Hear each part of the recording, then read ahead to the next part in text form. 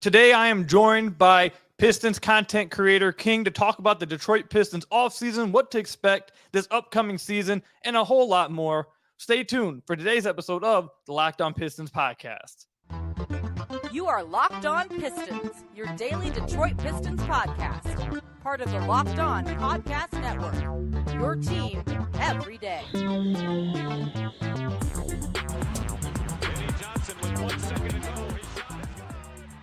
What's the deal? Welcome back to another episode. Oh, let me fix my hat up a little bit. My goodness. But welcome back to another episode of the Locked On Pistons podcast. Per usual, I'm your host, Kuka Hill. You can find me over on Twitter at Kuka Hill. I want to thank you guys for making Locked On Pistons your first listen of every single day. We're free and available on all your podcast platforms. And if you haven't already, head to the YouTube channel at Locked On Pistons. Hit that subscribe button or leave us a 5-star review on whatever podcast platform you're listening to this on. And today's episode is brought to you by FanDuel Sportsbook, the official sportsbook of Locked On. Make every moment more. Right now, new customers can bet $5 to get $200 in bonus bets guaranteed. Visit FanDuel.com/LockedOn today to get started. So we are joined today by, I'm sure all of you guys know who he is, Pistons content creator, Lions content creator, Detroit sports content creator, King. Thank you for coming on the podcast. It's been a little bit since we've had you on the podcast, and I've had a lot of listeners requesting, go get King on the podcast. We need to hear from King. We want to see this duo. So I appreciate you coming on, man. How you doing today? Hey, man, thanks for having me, man. Doing pretty good. Appreciate everything you've been doing too, man. You got a lot of great content out there, man. That was really cool what you did with Cannon. I still go back and watch it every once in a while. So I appreciate it, man. Appreciate it. It's a grind out here, man. We out here working. I see you working out there too. That Lions stuff. You be out there at the practices. Some real stuff, man. It's crazy. All right, let's get into the Pistons now. Obviously, we're about a little bit over a month away from training camp. And I think it's safe to assume that the majority, almost 90% of the Pistons offseason probably is finished. Now, we might have like another trade, possibly, but it looks like the Pistons offseason, it's done. What is your reaction? Your just quick reactions. We'll dive into the offseason, the draft, and some of the trades, but just what's your quick reaction to what the Pistons did this offseason? My instant reaction is, hey, we went out and got some guys, added some guys that's going to help us space the floor a little bit better. Of course, we can't wait to see guys like Cade get back on the court, but you want to add it, another piece of talent for him to be able to find out on that perimeter. And then when you look into the draft, we also added some players that's going to help everybody out there.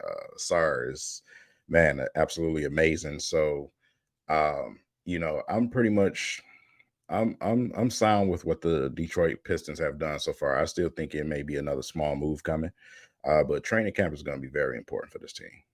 So let's go ahead and start off with the draft. Before we talk about who the Pistons drafted and what you think about Ausar, who did you want at 5 before the draft? Was it Ausar, or did you have someone else that you wanted the Pistons to get before the draft? It was Cam. It was Cam. I'm a really big fan of Cam's game. Probably still a little devastated of losing Sadiq Bey.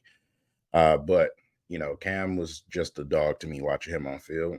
But when we did get Ausar, I was definitely content with that, simply because of what he brings on defense and how much of a hard worker he is.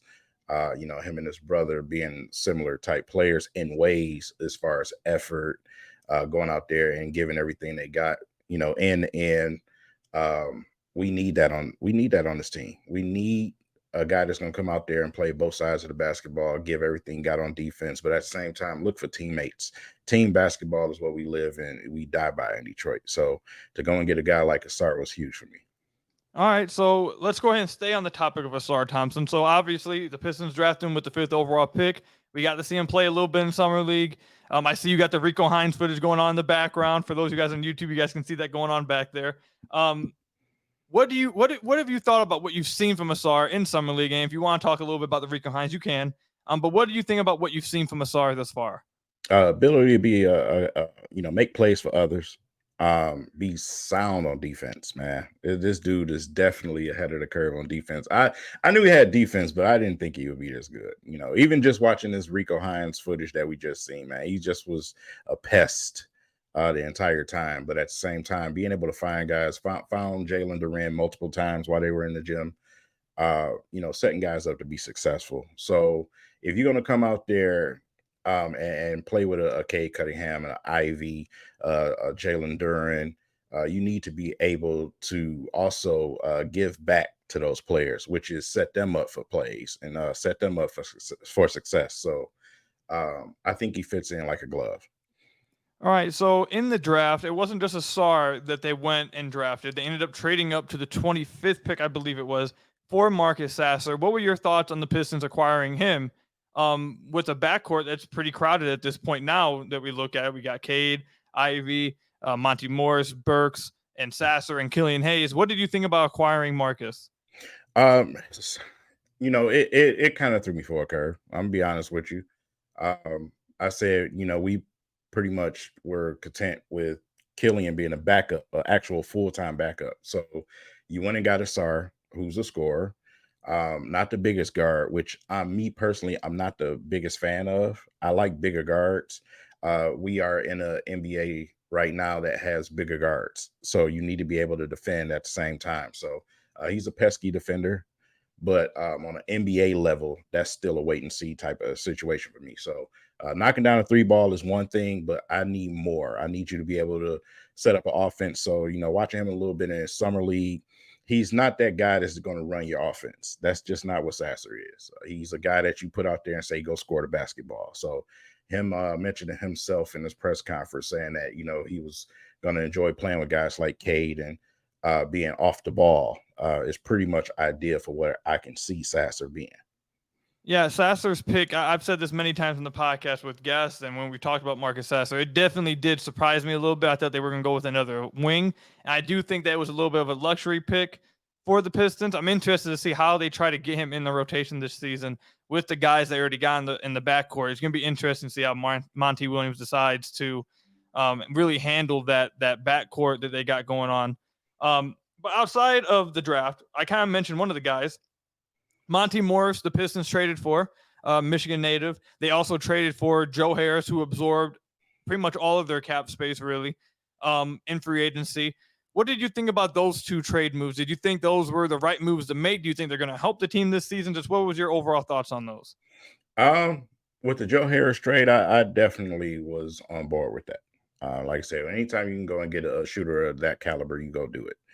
But then when you look at Monty Morris, that was another move where I was like, okay, well, we're definitely most likely going to move on from Killian because, you got to find basketballs for all these guys. You already got Burks on this team too. So it's a situation that I'm watching closely with the Pistons. Like I said, if this goes on to a training camp situation, I think it's going to be a pretty big training camp for a lot of these guards because trying to find minutes on the court when you have a bunch of guys like that, it's going to be tough. So if guys like Killian, wants to stick with this team, he's got to go in training camp and drag everybody, period. That's the only way that I could see possible of him sticking around.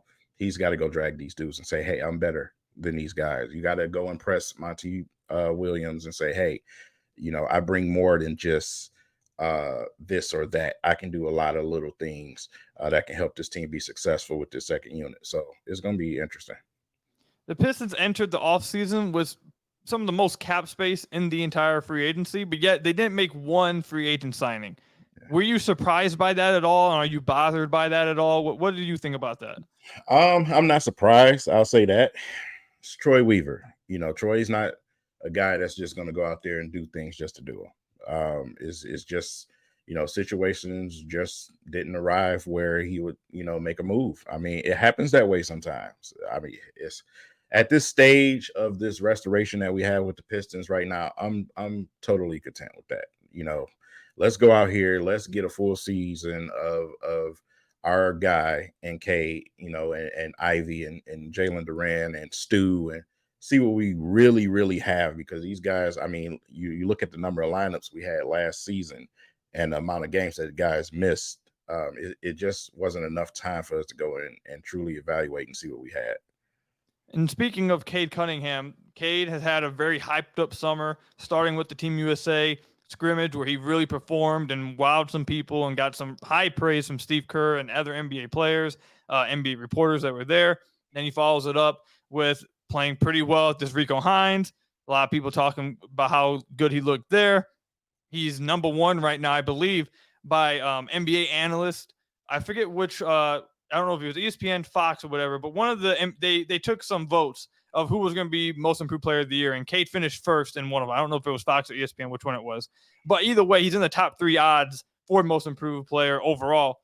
What do you expect from Cade Cunningham this year? Or actually, instead of expect, we'll talk about expecting in the second segment. But what's your reaction to the kind of hype he's getting right now this offseason? Man, it's definitely warranted. We didn't get an opportunity to see him last season. We only see him 12 games. So I think, a lot of the fan bases, a lot of, the league forgot that we did go and get that dude. You know what I'm saying? So this is definitely a breath of fresh air to see him being put back on that top of the list type of thing, man. Because like I said, his game, just watching him at Rico Hines, everything just looks so easy. His jump shot looks so good right now.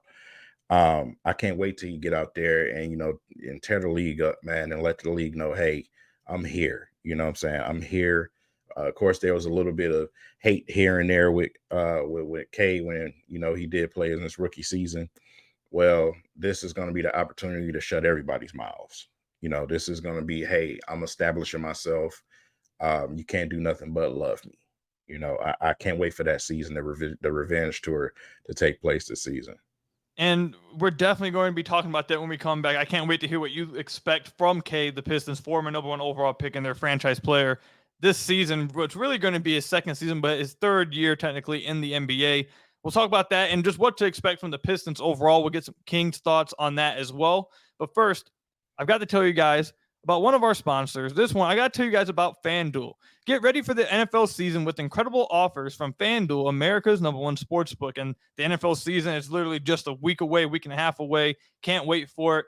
For all you Lions fans out there, FanDuel has the Lions as slight favorites to win 10-plus games and slight favorites to win the division. I can't remember the last time I saw something like that. Lions are America's team, it feels like right now. Right now, new customers can bet $5 and get $200 in bonus bets guaranteed. Plus, all customers who bet $5 will get $100 off NFL Sunday ticket from YouTube and YouTube TV. Now is the best time to join FanDuel. The app is easy to use, and you can be on everything from spreads to player props and more. So visit FanDuel.com/lockedon and kick off the NFL season with an offer you don't want to miss. That's FanDuel, the official partner of the NFL. So I want to thank you guys again for making Locked On Pistons your first listen of every single day. We're free and available on all your podcast platforms. If you haven't already, head to the YouTube channel at Locked On Pistons, hit that subscribe button, or leave us a 5-star review on whatever podcast platform you're listening to this on. That's another great way to support the podcast. So King, we were talking about Cade Cunningham just now and the hype around him. So I guess we'll start with him. What do you expect from Cade this year? I feel like the expectations for Cade, not just from like the Pistons fan base, but nationally now are pretty high. Like before, I feel like it was a lot from Pistons fans, but now I know he was a first overall pick, but it kind of felt like he was forgotten for a minute there. But now it feels like every basketball watcher is expecting a huge season from Cade. What are you expecting from him? Yeah, I'm definitely expecting a borderline all-star type of season. I really am. I think he's going to make everybody better. I think this team is going to look a lot better simply because he's on the court. We didn't have that. And we needed it last season. Well, even with a more improved roster, I just think he's going to have an excellent season, man. Man, my excitement since day one of getting Cade is no different. It's no different at all. I think he's ready to establish himself and say, hey, I'm the next guy in this league. I'm finna dominate, man. I'm finna dominate. So we're very fortunate to have him. And I think he's going to show us that this season, man. This year, it's really Cade's second season in the NBA, I feel like, because obviously he missed almost he played 10 games last year. So this is really his second season in the NBA. But he was the first overall pick, and he was the first overall pick for a reason, and people have expected a lot of things from him in the Pistons community, but like I said, nationally, it looks like it's coming around a little bit more. Do you think that the All-Star, he should be an All-Star at minimum this year? Do you think that's like the baseline, or do you think that should be a goal? I feel like I've talked with a few people, I've seen some Pistons fans that are like, Cade has to be an All-Star this year, or, he has to be 24, 7, and 6. Like, what is it? Do you feel like the All-Star team has to be this year for him, or do you think that's something in the future? From a casual fan, I would expect that. From me, understanding the way the league operates, that's the reason why I say borderline All-Star. He's going to, I think he's definitely going to tear it up this season, but I think he's going to end up being one of those guys that you say he got snubbed, this season. That's just the way it goes in this league. Let's just not forget he's on also a young roster. He's on a young roster as well. I don't expect them to win a huge ton of games this season. So that's going to play a factor. I think from a casual fan's perspective, they would expect that. For me, being a little bit more realistic and looking at all the factors, I would say borderline All-Star. So one of the things that I have holding Cade back from being an All-Star, something you just mentioned, is how many games is this team going to be winning? How many games are they going to be are going to have won by the time the All-Star voting ends, which I think is like February or January or whatever. Like, are they good? Are they in a good position at that point? Are they fighting for the play-in at that point? And I can't say for sure yes or no. I don't know where this team's going to be. I don't expect them to win crazy amount of games. And I feel like to be an All-Star, you have to have team success behind you, especially for a young guy like Cade in a small market. So I think that's what's going to hold it back for me. But I do expect him to be I do expect him to be like an All-Star level player in of himself, whether he gets named an All-Star or not. But something else you mentioned I want to get from you as well is obviously the team expectations this year. The team won 17 games this past year. They dealt with some injuries. Obviously, the main one was to Cade. But they dealt with some injuries throughout the year. They obviously started tanking the last month and a half of the year. They went for Wemby. Let's just be honest. Bojan missed a large part of the end of the season. Stu missed a large part of the end of the season. It was just, and then they acquired Wiseman. Had to figure out it was all kinds of stuff going on, along with missing your best player. So they won 17 games. How many games are you expecting from the Pistons this year, based off the moves they made this offseason and internal development that you're expecting, along with Monty Williams, who we didn't really talk about in the first segment, but he was probably their biggest move of the offseason, getting Monty Williams to join the squad. All of that combined, what do you expect to see from the Pistons win-loss wise? Do you have a range that you're looking at? What are you thinking? My range currently right now is between 30 to 35 games. That's where I'm at right now. Just trying to be realistic. Yeah, we improved the roster. We got Cade back, but we also have a brand new coach. It's still going to be some learning moments out there. I totally washed out last season. You know what I'm saying? As soon as Cade went down, I was done. You know what I'm saying?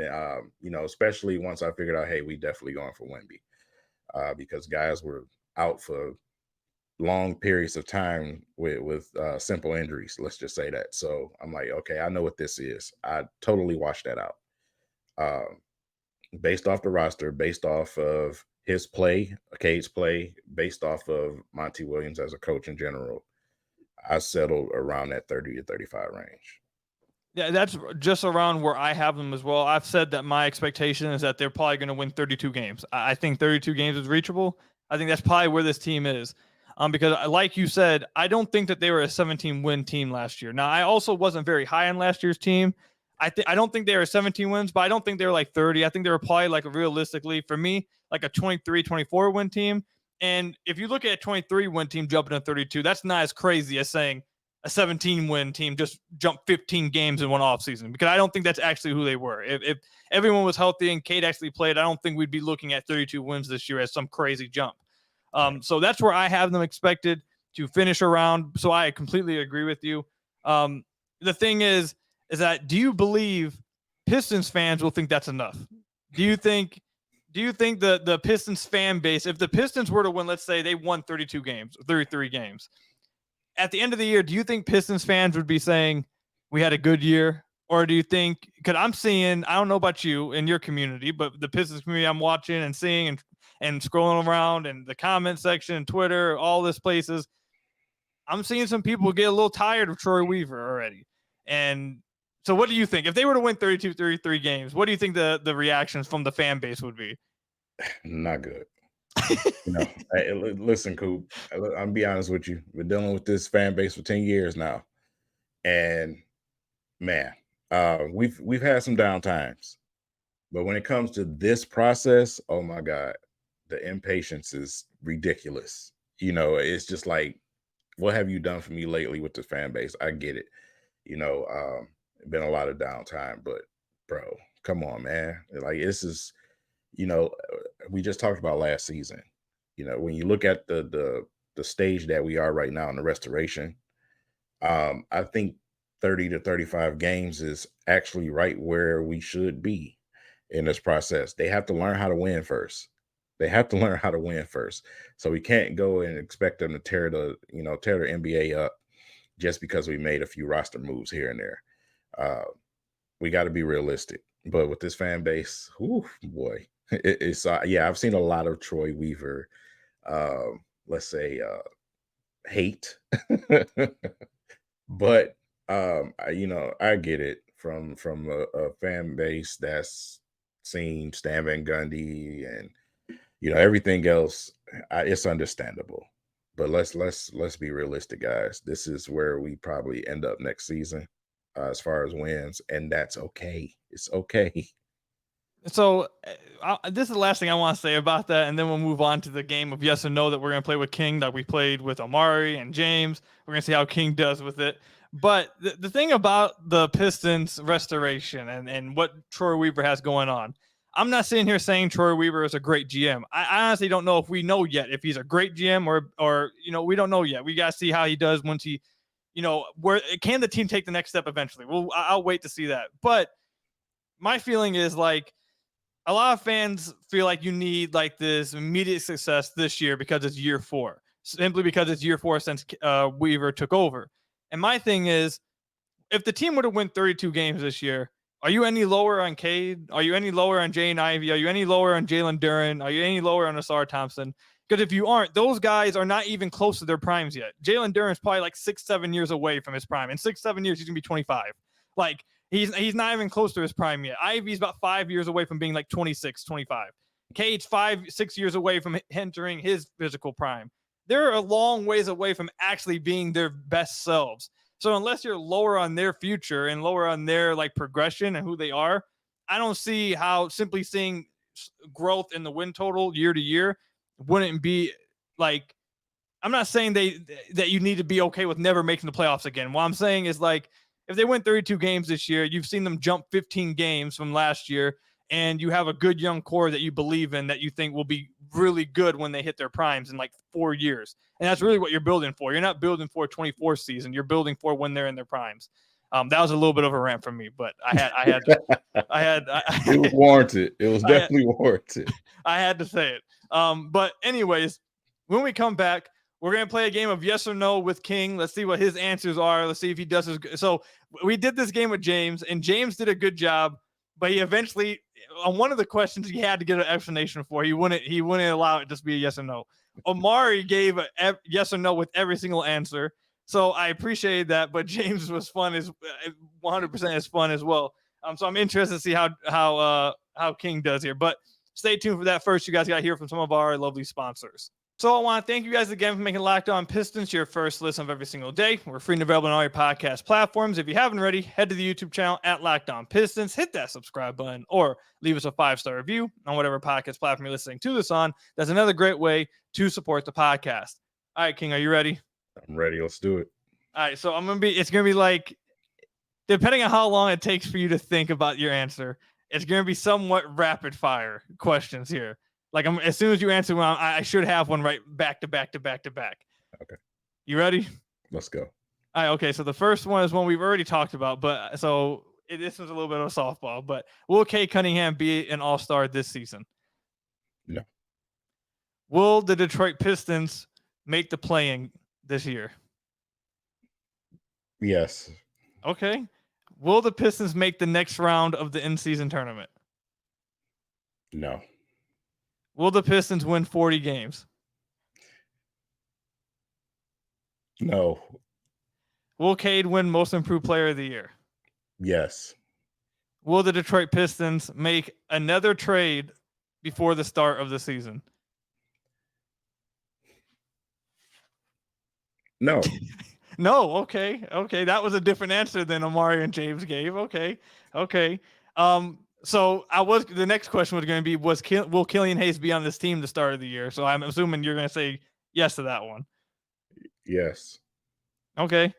Will Ausar Thompson be the starting wing by the end of this season? Yes. Will the starting lineup be Cade, Ivy, Bojan, Stu, and Duren? Beginner season? Yeah, to start the season. Yes. Okay. Will Jalen Duren average a double-double this year? Yes. Will Isaiah Stewart shoot 35% from three this year? Yes. Will Ausar Thompson make an all-rookie team this year? Yes. All right. Okay, you did pretty. You skated through that. You skated through it. That's fair. That's fair. Going back though, I did answer one the way the opposite of what I really wanted to say. Which one? Which one? It was about Cade being an All-Star. I think you did pretty good with that. I'm not gonna lie. I gave you some quick ones over and over and over, and you did pretty well with it. You did pretty well with it. Yeah, man. I will say this: I want Cade to be an All-Star. Do I believe he's going to be All-Star this season? No. I think like I said before, the circumstances is going to keep him from doing it. Fair enough. Yeah, I think Cade's gonna be really good this year. It's just a matter of it really does. I feel like just fall on whether the Detroit Pistons are any good, and whether they are good at the end of the year, like the 11th seed, or make the play-in. I just think they have to be like not bad by the time the voting ends, like, because the voting ends around like January, February. So as long as they're like not just horrible at that point, I think maybe he can do it. But we'll see what happens. We'll see what happens. Learning curves out there. Yeah. So I got two more. I got two more questions I just thought of. I want to ask you here. All right. Okay. I got two more. Will Isaiah Livers be a mainstay in the rotation this year? No. Okay, that's an interesting one. And will James Wiseman be the Pistons' permanent backup five this year? Yes. So that one's going to be interesting because James Wiseman and Marvin Bagley, they're going to be competing for those minutes at the five. And it's, Weaver traded for Bagley, gave him a contract. He also then just traded for Wiseman. He's talked very highly about Wiseman. It doesn't seem like that they have room for both of them on the team moving forward. So it's going to be interesting to see which one they end up going with. I think they're going to be fighting for it in training camp for sure. Yeah. It's big time for health for Bagley. Be available. That's been the biggest thing since he's been here. Be available. Wiseman, I'm going to be honest with you. I wasn't the biggest fan of the trade. I wasn't. But Troy Weaver loves this guy. He loves him. So, yeah, I think he definitely he could. I think they're probably going to go with James Wiseman as the backup five simply because of, I guess you'd say that James Wiseman's future ceiling is a little bit more unknown than Bagley. You probably know what Bagley is at this point. He's probably not reaching like some crazy level or really taking this huge step. He basically is who he is at this point. Wiseman still has that blank unknown of he's barely played through 3 years. This was a number 2 overall pick. You haven't got to see him a lot. The team's really high on him. He's getting a chance to play finally, blah, blah. So because of all that unknown, I think that's why he'll get the backup 5 minutes immediately because they have to get him those reps. But again, like I said, it's going to be interesting because if they're really trying to win win as many games this year, and Monty is just worried about winning games, I think Bagley's probably better than Wiseman right now. And I wonder if that, I think training camp is going to be super cool because there's a lot of battles going on. Now, I don't think that the backcourt is actually a battle. I feel like it's an unfair battle. I think they've already decided. Yes, I don't. We can call it a battle, but I think it's pretty much decided at that point. I think Monty, you're not sitting Monty and Alec Burks. Like, I just don't see how you're sitting those two guys. The backup bigs, though, along with the backup big and Livers versus Harris versus Ausar versus, like, I think all of those guys are battling right there. And it's going to be really interesting to see. So, can't wait for training camp, man. Appreciate you coming on the podcast, man. I hope all you guys enjoy it, man. Go ahead and shout out your Twitter and YouTube. I know probably everyone listening to this, watching this already knows who you are, but go ahead and shout it out for everyone who may not. EverythingKing on YouTube and Twitter. And on Instagram is I_amking77x. That's where you guys can find me. I'm there all the time creating content, posting Pistons content. Everything, especially Twitter. So before I wrap up the podcast, just give me this quick answer. What are you thinking for the Lions this year? Playoff win? Do you think a playoff win's coming? Yeah, I think we win the division, man. I think we win the division. I'm not afraid of any one of the teams that we have in our division right now. A lot of young quarterbacks, young teams, rebuilding teams. Vikings inconsistent. I think we win that division, man, and we probably make a little bit of noise in the playoffs. All right, we'll see. I haven't seen people be this high on the Lions. I feel like in my entire life as a Lions fan, I don't think I've ever seen. Let me say this, Cool.